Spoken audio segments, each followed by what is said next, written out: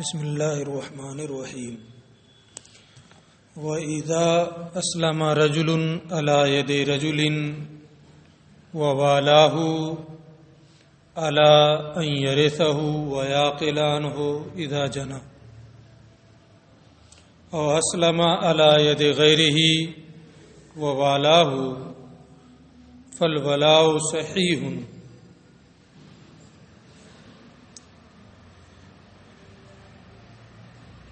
عقد موالات کی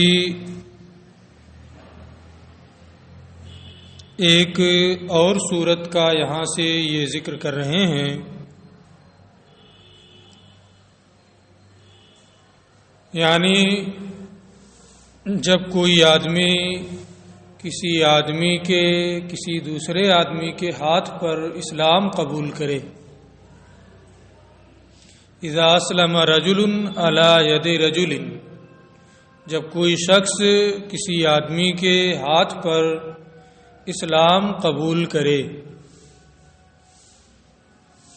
اور اس کے اقارب میں سے کوئی نہ ہوں،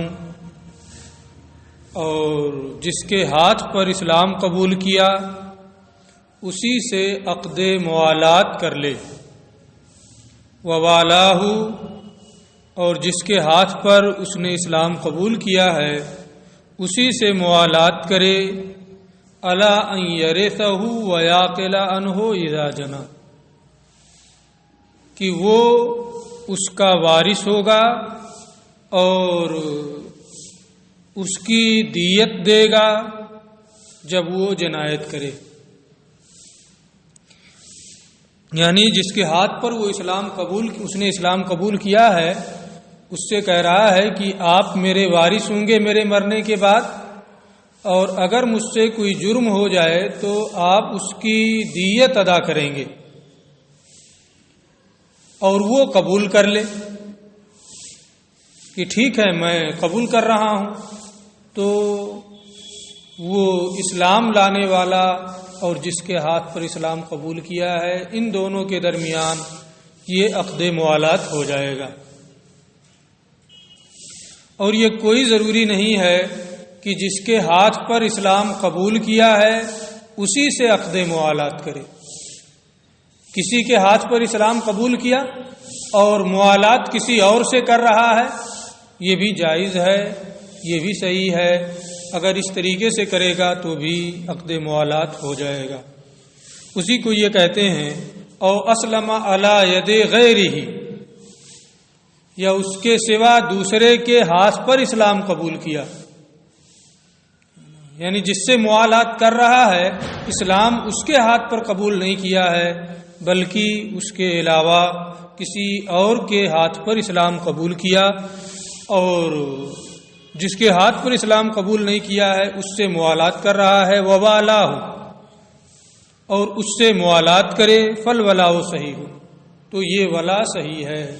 یعنی دونوں صورتیں صحیح ہیں، جس کے ہاتھ پر اسلام قبول کیا ہے اس سے عقد موالات کرے تو وہ بھی صحیح ہے، اور اگر اس کے ہاتھ پر اسلام قبول نہیں کیا ہے اور اس سے موالات کر رہا ہے تو یہ بھی صحیح ہے۔ اب اگر اس نے قبول کر لیا تو یہ نافذ ہو جائے گا، وَعَقْلُهُ عَلَى مَوْلَاهُ، اور اس کی دیت، یعنی اگر کوئی جرم ہوا تو اس کی دیت دینا اس کے مولا پر ہے۔ دو چیزیں اس نے کہی، اگر میں مروں تو تم میرے وارث ہو، اور کوئی جرم ہو جائے تو تم دیت دو گے، تو دیت اگر کوئی جرم ہو جائے تو اس کا وہی مولا دے گا۔ فَإِن مَاتَ، اور اگر انتقال کر جائے، وَلَا وَارِثَ لَهُ، اور اس کا کوئی وارث نہ ہو، کوئی اسبا نہ ہو، کوئی ذوی الارحام میں سے نہ ہو، فَمِيرَاثُهُ لِلْمَوْلَى، تو اس کی میراث کا حقدار وہی مولا ہوگا، جس سے عقد موالات کیا ہے وہی اس کی میراث کا حقدار ہوگا۔ وَإِنْ كَانَ لَهُ وَارِثٌ، اور اگر اس موالات کرنے والے کا کوئی وارث باحیات ہے، کوئی وارث ہے، فَهُوَ أَوْلَىٰ مِنْهُ، تو وہ وارث مولا الموالات سے راجع ہوگا، یعنی وارث اس کی میراث کا حقدار ہوگا مولا الموالات کو نہیں ملے گا۔ وللمولی ان ينتقل عنه بولائه الى غیرہ، عقد موالات کر لیا جس کے ہاتھ پر اسلام قبول کیا اسی سے یا اس کے علاوہ کسی اور سے، سامنے والے نے قبول بھی کر لیا، تو جب تک اس قبول کرنے والے نے دیت نہ دے دی ہو، یعنی کوئی جرم ہوا دیت دے دیا، تو جب تک دیت اس نے نہیں دی ہے، یہ عقد موالات کرنے والا اپنی ولا کو لے کر کے کہیں اور جا سکتا ہے، یعنی اس کو کینسل کر کے کسی اور سے عقد موالات کر لے۔ اور عقد موالات کرنے والے کے لیے روا ہے کہ وہ اس آدمی سے اپنی ولا کے ساتھ دوسرے کی جانب منتقل ہو جائے، معلوم یاقلن ہو، جب تک اس دوسرے نے دیت نہ دی ہو، یعنی لازم نہیں ہوا ہے ابھی، جب تک دیت نہیں دیا۔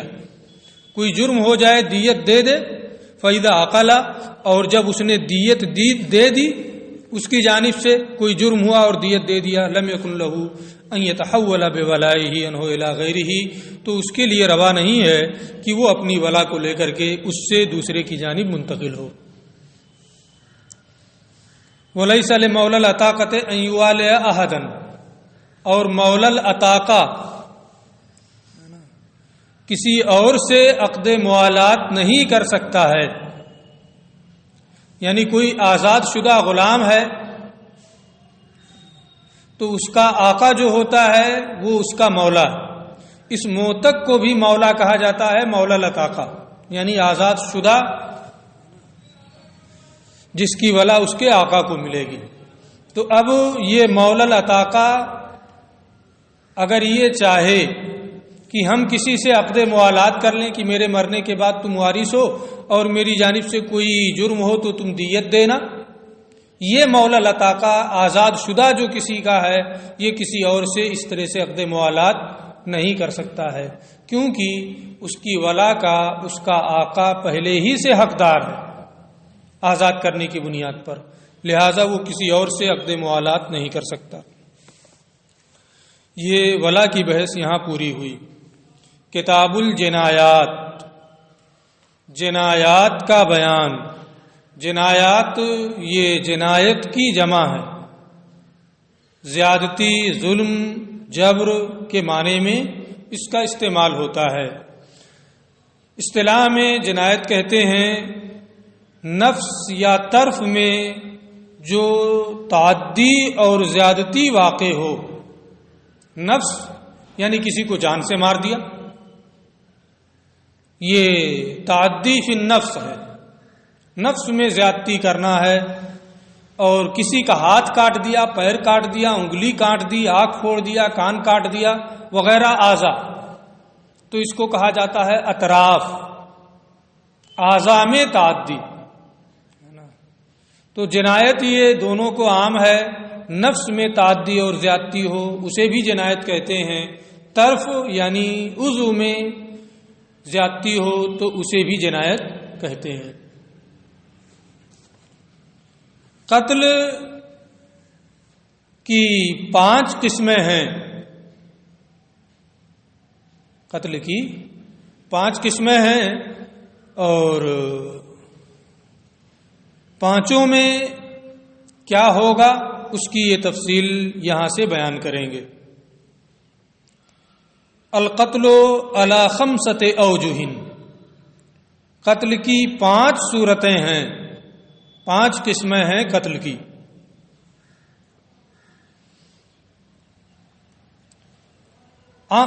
قتل عمد، قتل شبہ عمد،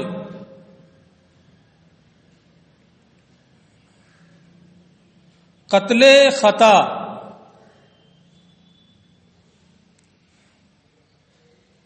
قتل جاری مجرا خطا، قتل بالسبب۔ کتنی قسمیں ہوئی؟ 5 ہو گئی نا۔ اسی کو یہ کہتے ہیں عمد و شبہ عمد و خطأ وما اجری مجرى الخطأ والقتل بسبب۔ نمبر 1 قتل عمد، نمبر 2 قتل شبہ عمد، نمبر 3 قتل خطا، نمبر 4 قائم مقام خطا، نمبر 5 قتل بالسبب۔ تو یہ قتل کی 5 قسمیں ہوتی ہیں، ہر ایک کا حکم کیا ہے اس کو یہ بتائیں گے، ہر ایک کی تعریف بھی۔ فالعمد ما تعمد ضربه بسلاح او ما اجری مجرى السلاح۔ قتل عمد دھاردار چیز سے جان بوجھ کر مارنا، ما تعمد ضربه بسلاح، دھاردار چیز کے ذریعے سے جان بوجھ کر کسی کو مارنا، یا دھاردار کے قائم مقام کے ذریعے سے جان بوجھ کر کسی کو مارنا۔ ایک تو تلوار ہے، وہ دھاردار ہے، اس سے کسی کو مارا، ایک تلوار نہیں ہے، لکڑی ہے، اس کو دھاردار بنا لیا ہے، پتھر ہے، اس کو دھاردار بنا لیا ہے، تو یہ دھاردار کے قائم مقام ہے۔ تو دھاردار چیز سے کسی کو جان بوجھ کر مارنا یا دھاردار کے قائم مقام کے ذریعے سے کسی کو جان بوجھ کر مارنا۔ دھاردار کے قائم مقام کا کیا مطلب؟ فی تفریق الاجزاء، جو دھاردار کے قائم مقام ہو اجزاء کو ٹکڑے ٹکڑے کرنے میں۔ جیسے دھاردار چیز سے کیا ہوتا ہے کہ اجزاء ٹکڑے ٹکڑے ہو جاتے ہیں، ایسے ہی وہ قائم مقام بھی اگر ایسا ہی ہے کہ اس سے اجزاء کے ٹکڑے ٹکڑے ہو جائیں تو اس کو جاری مجرا السلاح کہیں گے۔ کل محدد من الخشب والحجر، جیسے دھاردار لکڑی اور پتھر، یہ دھاردار کے قائم مقام ہے۔ والنار، اور آگ، یہ بھی دھاردار کے قائم مقام ہے، آدمی اس میں جل جاتا ہے، اجزاء بکھر جاتے ہیں۔ تو دھاردار یا دھاردار کے قائم مقام کے ذریعے سے جان بوجھ کر کسی کو مارنا، یہ کیا ہے؟ قتل عمد ہے نا۔ اور چونکہ پتہ کیسے چلے گا کہ یہ جان بوجھ کر مارا ہے؟ وہ کہے گا میں جان بوجھ کر نہیں مارا ہوں، آپ کہیں گے جان بوجھ کر مارا، تو اسی کو علامت اور نشانی قرار دیا گیا۔ وہ کچھ بھی کہے، اگر دھاردار چیز سے مارا ہے نا، قائم مقام، دھاردار کے قائم مقام چیز کے ذریعے سے مارا ہے تو اس کو قتل عمد مانا جائے گا۔ اس کا حکم کیا ہے؟ یہ کہتے ہیں وموجب ذالک الماثم والقود، جان بوجھ کر کوئی کسی کو دھاردار یا اس کے قائم مقام کے ذریعے سے قتل کرتا ہے تو اس کا حکم گناہ اور قصاص ہے۔ ایسا کرنے والا گنہگار ہوگا اور قصاص بھی ہے۔ الا ان یعفو الاولیاء، مگر یہ کہ اولیاء معاف کر دیں۔ فمن عفی لہ من اخیہ شیء فاتباع بالمعروف، ہے نا۔ تو اگر اولیاء معاف کر دیں قصاص کو، گناہ تو معاف نہیں کر پائیں گے، قصاص کو معاف کر دیں، ہے نا، تو وہ معاف بھی ہو جائے گا، ہے نا۔ یہ حق انہی کا ہے، اور جب انہی کا حق ہے تو انہیں معاف کرنے کا اختیار بھی ہوگا۔ وموجب ذالک الماثم، اور اس کا حکم گناہ ہے اور قصاص ہے، مگر یہ کہ اولیاء معاف کر دیں تو معاف ہو جائے گا، کیونکہ یہ انہی کا حق ہے۔ ولا کفارۃ فیہ، اور اس میں کفارہ نہیں ہے، کیونکہ کفارہ جو متعین ہوتا ہے یہ شرع کی جانب سے اس کی تعین و تقدیر ہوتی ہے، اس میں رائے کا اور قیاس کا کوئی دخل نہیں ہوتا ہے کہ کوئی اپنے قیاس سے، اپنی رائے سے کوئی کفارہ متعین کر دے۔ اس میں اللہ کی جانب سے قتل عمد میں کوئی کفارہ بیان نہیں کیا گیا ہے، اس لیے اپنی رائے اور قیاس سے اس میں کفارہ متعین نہیں کیا جا سکتا ہے۔ اور یہ ایسا جرم ہے جس کا کوئی کفارہ نہیں ہے، جیسے زنا ہے، سنگسار کرنا، اس میں کوئی کفارہ دینا ہے؟ کفارہ نہیں ہے۔ تو یہ جرم بہت عظیم ہے، اس لیے ادنا میں اگر ہے، جیسے قتل شبہ عمد میں کفارہ، تو یہ کہنا ادنا میں ہے تو اعلیٰ میں بھی رہے گا، اعلیٰ میں ہو تو ادنا میں تو ہو سکتا ہے، لیکن ادنا میں ہو تو اعلیٰ میں بھی ہو، یہ کوئی ضروری نہیں، کیونکہ وہ جرم اتنا عظیم ہے کہ اس کے لیے کفارہ بھی کافی نہیں ہے نا۔ تو ولا کفارۃ فیہ، اس میں کفارہ نہیں ہے۔ تو قتل عمد کا حکم کیا ہے؟ جان بوجھ کر دھاردار چیز یا اس کے قائم مقام سے کسی کو مارنے والا گنہگار ہوگا اور قصاص ہے۔ ہاں اگر اولیاء مقتول معاف کر دیں تو چونکہ حق انہی کا ہے اس لیے معاف ہو جائے گا۔ وشبہ العمد، اور قتل شبہ عمد، اس کی تعریف میں امام اعظم اور صاحبین کا اختلاف ہے، جس کی وجہ سے عمد میں بھی اختلاف ہوگا، لیکن یہی اس طریقے سے یہ بیان کر رہے ہیں کہ سارا اختلاف اسی میں آ جائے۔ وشبہ العمد، اور شبہ عمد عند ابی حنیفہ رحمہ اللہ تعالی، امام اعظم ابو حنیفہ رحمۃ اللہ تعالی علیہ کے نزدیک، ان یتعمد الضرب بما لیس بسلاح ولا ما اجری مجرا،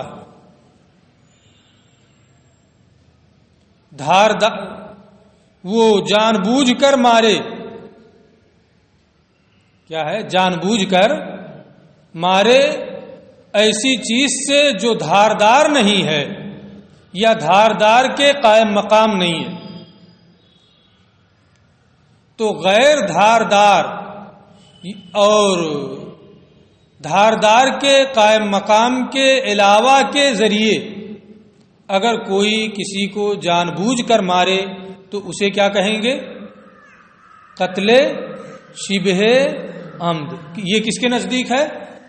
امام اعظم کے نزدیک، یعنی دھاردار اور اس کے قائم مقام کے علاوہ کے ذریعے کہ غیر کے ذریعے اگر کوئی کسی کو جان بوجھ کر مارتا ہے تو امام اعظم ابو حنیفہ رحمۃ اللہ تعالی علیہ کے نزدیک وہ شبہ عمد ہے۔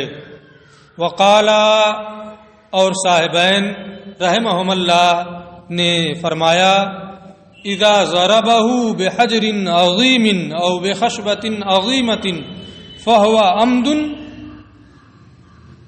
اگرچہ وہ چیز دھاردار یا دھاردار کے قائم مقام نہیں ہے، لیکن اگر عادتاً آدمی اس سے مر جاتا ہے تو اسے بھی قتل عمد کہیں گے، وہ شبہ عمد نہیں ہوگا۔ یہ صاحبین کا مذہب ہے نا، یعنی ان کے نزدیک تعریف یہ ہوگی کہ دھاردار کے ذریعے سے یا اس کے قائم مقام کے ذریعے سے یا ایسی چیز کے ذریعے سے جس سے آدمی عادتاً مر جاتا ہو، اگر کوئی کسی کو جان بوجھ کر مارے تو وہ قتل عمد ہے۔ ٹھیک ہے، اسی کو یہ کہتے ہیں۔ صاحبین نے فرمایا کہ جب کوئی کسی کو بڑے پتھر سے مارے، لیٹا ہوا ہے وہ چھت پہ گیا، لیا ایک کنٹل کا پتھر گرا دیا اسی کے اوپر، بچے گا وہ؟ اٹھایا بڑا سا بوٹا چھت کے اوپر لے جا کے رکھ لیا ہے کسی طریقے سے کہ جیسے نیچے آئے گا اس پہ لڑکا دیں گے، بچے گا اس سے؟ نہ یہ دھاردار ہے نہ دھاردار کے قائم مقام، لیکن عادتاً اس سے آدمی مر جاتا ہے۔ صاحبین فرماتے ہیں کہ یہ بھی قتل عمد ہے۔ یہ بھی کیا ہے؟ امام کے نزدیک یہ شبہ عمد ہے۔ امام کے نزدیک کیا ہے؟ شبہ عمد ہے، کیونکہ دھاردار یا اس کے قائم مقام کے ذریعے سے نہیں مارا ہے، اس لیے یہ شبہ عمد۔ اور صاحبین کے نزدیک یہ قتل عمد ہے، فہو عمد، لہذا ان کے نزدیک یعنی صاحبین کے یہ قتل عمد ہے۔ وشبہ العمد، اور صاحبین کے نزدیک شبہ عمد یہ ہے ان یتعمد ضربہ بما لا یقتل بہ غالبا، کہ ایسی چیز سے جان بوجھ کر مارے جس سے عمومی طور پر قتل نہیں کیا جاتا۔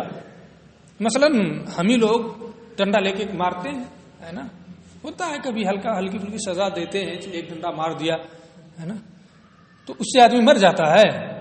اتفاق کسی نے مارا اور مر گیا،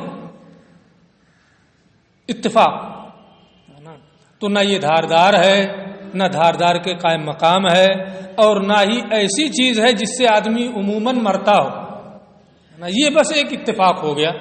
تو صاحبین فرماتے ہیں کہ یہ شبہ عمد ہے نا، دھاردار بھی نہ ہو، اس کے قائم مقام بھی نہ ہو، اور ایسی چیز ہو جس سے عموماً قتل نہیں کیا جاتا، تو اس کو شبہ عمد کہیں گے. تعریف میں اختلاف ہو گیا کہ نہیں؟ امام کے نزدیک قتل عمد کیا ہے، قتل شبہ عمد کیا ہے، صاحبین کے نزدیک قتل عمد اور شبہ عمد کیا ہے، یہ ساری تفصیل ہم نے آپ کو بتا دی ہے نا. اس فرق کو یاد رکھیں تاکہ امتحان میں آئے تو پوری وضاحت کے ساتھ لکھ سکیں ہے نا. یہ نہ ہو کہ ایک کا دوسرے میں، دوسرے کا تیسرے میں، چوتھے کا پانچویں میں اس طرح سے ملا دیں کہ چیک کرنے والا بھی الجھ جائے کہ کہنا کیا چاہتے ہیں. اب قتل عمد کا حکم کیا ہے وہ تو بتا دیا ہے نا، جو کہ اس میں گناہ ہوگا اور قصاص ہوگا. صاحبین کے نزدیک جو قتل عمد ہے ان کے نزدیک اس میں وہ حکم ہوگا. اور شبہ عمد وہ موجب ذالک علی القولین، دونوں قولوں کے مطابق اس کا حکم، قتل شبہ عمد کا حکم. امام صاحبین جو تعریف کرتے ہیں شبہ عمد کی، ان کے نزدیک اس تعریف کے مطابق، امام جو تعریف کرتے ہیں شبہ عمد کی، ان کے نزدیک اس تعریف کے مطابق شبہ عمد کا حکم الماثم، گناہ، والکفارہ، اور کفارہ، یہ دونوں چیزیں ہیں. گناہ ہے اور کفارہ ہے. ولا قود فی، قصاص اس میں نہیں ہے، اس میں قصاص نہیں ہے. من قتل مومنا خطأ فتحریر رقبۃ مومنہ ودیۃ مسلمۃ الی اہلہ، یہ آیت کریمہ ہے. جو جان بوجھ کر غلطی سے کسی مسلمان کو قتل کر دے تو مومنہ گردن آزاد کرنا اور اس کے گھر والوں کو دیت دینا ہے. پھر اور بھی احکام اس میں ہیں. تو اس میں کیا ہے؟ گناہ ہے اور کفارہ. ولا قود فی، اور قصاص نہیں ہے قتل شبہ عمد میں. وفیہ دیت مغلظہ، البتہ اس میں دیت مغلظہ ہے. کیا ہے؟ دیت مغلظہ ہے عاقلہ پر، جو اس کے قریبی لوگ ہیں. عاقلہ کون لوگ ہیں اس کا بیان آئے گا. دیت مغلظہ کیا ہے؟ 100 اونٹ، 1000 دینار، 10,000 درہم، تینوں میں سے کوئی ایک ہے نا. عام طور پہ کیا ہوتا ہے؟ تینوں میں سے کوئی ایک. دیت مغلظہ میں کیا ہوتا ہے کہ اونٹ دینا ہے. اس میں بھی تفصیل ہے کہ کس طریقے کا ہونا چاہیے، بعد میں وہ تفصیل آئے گی. تو دیت جو ہے، مطلق دیت، وہ کیا ہے؟ 100 اونٹ ہے نا، یا 1000 دینار، یا 10,000 درہم، یہ دیت کی مقدار ہے. بعد میں یہ بھی آئے گا. اور دیت مغلظہ اس کی بھی تفصیل بعد میں آئے گی کہ کتنا ہے. تو قتل شبہ عمد اس میں کیا ہے؟ گناہ، کفارہ اور دیت مغلظہ ہے نا. قصاص اس میں نہیں ہے کہ اس کے بدلے میں قاتل کو قتل کیا جائے. یہ تو 2 قسموں کا بیان ہوا، عمد اور شبہ عمد. والخطأ علی وجہین، قتل خطا کی 2 صورتیں ہوتی ہیں. خطا فی القصد، ارادے میں غلطی، وہ ہوا ان یرمی شخصا یظنہ صیدا فاذا ہوا آدمی، اور وہ یہ ہے قصد و ارادے کی غلطی کہ کسی شخص کو تیر مارے یہ گمان کر کے کہ وہ شکار ہے. سفید کپڑا پہنے ہے یا کسی ایسے رنگ کا، دور ہے، ادھر شکاری جا رہا ہے اور وہ دوڑ رہا ہے. اس نے سوچا ہے ہرن، بھاگتے ہوئے جا رہا ہے، چلا دیا تیر، لگ گیا. وہاں گیا تو ہرن پانے کے بجائے پتہ چلاتی یہ تو انسان ہے نا. یہ خطا فی القصد ہے. وہ یہ ہے کہ کسی شخص کو تیر مارے جسے وہ شکار گمان کرے، پیدا ہوا آدمی، پھر پتہ چلے ارے یہ تو انسان ہے. وخطا فی الفعل، اور ایک خطا فی الفعل ہے، فعل میں غلطی، اور وہ یہ ہے ان یرمی غرضا فیصیب آدمیا، نشانہ لگا رہا تھا، کوئی بنا ہوا ہے کہ یہاں تیر اندازی کر کے مشق کرنا ہے، نشانہ لگانا ہے، نشانے پر تیر مار رہا تھا، پتہ چلا کہ اس پر لگنے کے بجائے کسی آدمی کو لگ گیا، یا اسے پار کر کے جا کے کسی آدمی کو لگ گیا ہے نا. اور وہ یہ ہے کہ وہ نشانے پر تیر چلائے اور کسی آدمی کو لگ جائے. تو یہ دونوں صورتیں خطا کی ہیں. ایک خطا فی القصد ہے اور ایک خطا فی الفعل ہے، لیکن ہیں دونوں خطا. دونوں کا حکم وہ موجب ذالک الکفارہ والدیہ علی العاقلہ. دونوں کا حکم کیا ہے؟ کفارہ دینا. خطا میں کیا ہے؟ کفارہ دینا ہے. فتحریر رقبہ، گردن آزاد کرنا. اگر گردن نہ ملے تو 2 مہینے کا مسلسل روزہ رکھنا، یہ کفارہ ہے. اور عاقلہ پر دیت ہے. اس کے جو حمایتی لوگ ہیں انہیں دیت دینا ہوگا. کیسے دیں گے، کتنا دیں گے، اس کا بیان بعد میں آئے گا. ٹھیک ہے. تو یہ 2 چیزیں ہیں. ولا ما ثم فی، اس میں گناہ نہیں ہے.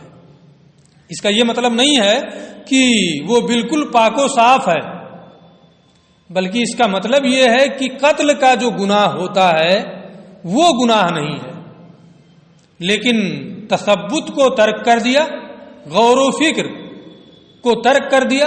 اسے سوچ سمجھ کر تیر چلانا چاہیے نا، دیکھ کر کے کامل غور و خوض کر کے تیر چلانا چاہیے، نشانے پر تیر چلانا چاہیے. یہ سوچنا چاہیے کہ انسان ہے کہ ہرن ہے. اس کا گناہ تو ہوگا، ہے نا. تو قتل کا گناہ اگرچہ نہ ہو، لیکن تیر اندازی کرتے وقت جو غور و خوض اور اطمینان سے تیر چلانے کا حکم ہے وہ اس نے انجام نہیں دیا، اس کا گناہ اس پر بہرحال ہوگا. وما اجری مجرى الخطا، کتنی قسمیں ہو گئی؟ 3. اور جاری مجرا خطا، خطا کے قائم مقام وہ یہ ہے کہ یہاں کوئی آدمی لیٹا ہوا ہے، یہاں کوئی آدمی لیٹا ہوا ہے. یہ چھوٹا ہے، یہ ہے 2 کنٹل کا، پلٹا کھایا، اسی کو اوپر چلا گیا سوتے ہوئے، وہ مر گیا. ہو سکتا ہے کہ نہیں ہو سکتا ہے؟ اسی کو جاری مجرا خطا کہتے ہیں، خطا کے قائم مقام. اور جو خطا کے قائم مقام ہے، جیسے کہ سونے والا پلٹے کسی آدمی پر اور اسے مار ڈالے، ہے نا، وہ مر جائے، فحکم حکم الخطا. تو اس کا حکم بھی خطا ہی کا حکم ہے کہ اس میں کیا نام ہے، کفارہ ہے اور عاقلہ پر دیت ہے. قتل کا گناہ نہیں ہوگا، لیکن احتیاط کو ترک کرنے کا گناہ ہوگا. وَأَمَّا الْقَتْلُ بِسَبَبٍ، 5ویں قسم قتل بے سبب ہے. کہا فِرِ الْبِيرِ او وضع الحجر فی غیر ملکی، جیسے کہیں راستے میں کنواں کھود دیا، گڈھا کھود دیا، یا لے جا کے بڑا پتھر رکھ دیا. کوئی آدمی آ رہا تھا، اس کنویں میں گر کر کے مر گیا، اس پتھر سے ٹکرا کر کے مر گیا، تو قتل بھی سبب ہے. اپنی ملک میں اگر کوئی کھودا ہے کنواں، اس میں آ کر کے کوئی گر کے مر جائے تو مرا کرے، ہے نا. اپنی ملک میں وہ پتھر رکھ کے کیوں آیا بھائی، ہے نا. عام جگہ پہ جو اس کی ملکیت نہیں ہے، پتھر رکھ دیا، کنواں کھود دیا، اس میں کوئی آ کے گر کے مر گیا، تو یہ قتل سبب ہے. وَأَمَّا الْقَتْلُ بِسَبَبٍ، قتل بے سبب. کہا فِرِ الْبِيرِ، جیسے کنواں کھودنے والا، وَوَاضِعِ الْحَجْرِ فِي غَيْرِ مِلْكِهِ، اور دوسرے کی ملکیت میں پتھر رکھنے والا. اگر کوئی آدمی کنویں میں گر کر یا پتھر سے ٹکرا کر مر جائے تو یہ قتل بے سبب ہے. وَمُوجَبُهُ إِذَا تَلَفَ فِيهِ آدْمِيٌّ، اور اس کا حکم جب اس میں گر کر کوئی آدمی یا ٹکرا کر کوئی آدمی مر جائے، الدِّيَّةُ عَلَى الْعَاقِلَةِ، عاقلہ پر دیت ہے. ولا کفارۃ علیہ، اس میں کفارہ بھی نہیں ہے، اس میں کفارہ بھی نہیں ہے، صرف اور صرف کیا ہے، عاقلہ پر دیت. یہ قتل کی 5 قسمیں، اور اس میں کس میں کیا لازم ہوگا اس کا تفصیلی بیان تھا. اس کو غور سے دیکھ لیں، اگر کہیں کوئی شبہ ہو تو بعد میں پوچھیں. اس کے بعد بحث بدل رہی ہے انشاءاللہ کل. السلام علیکم.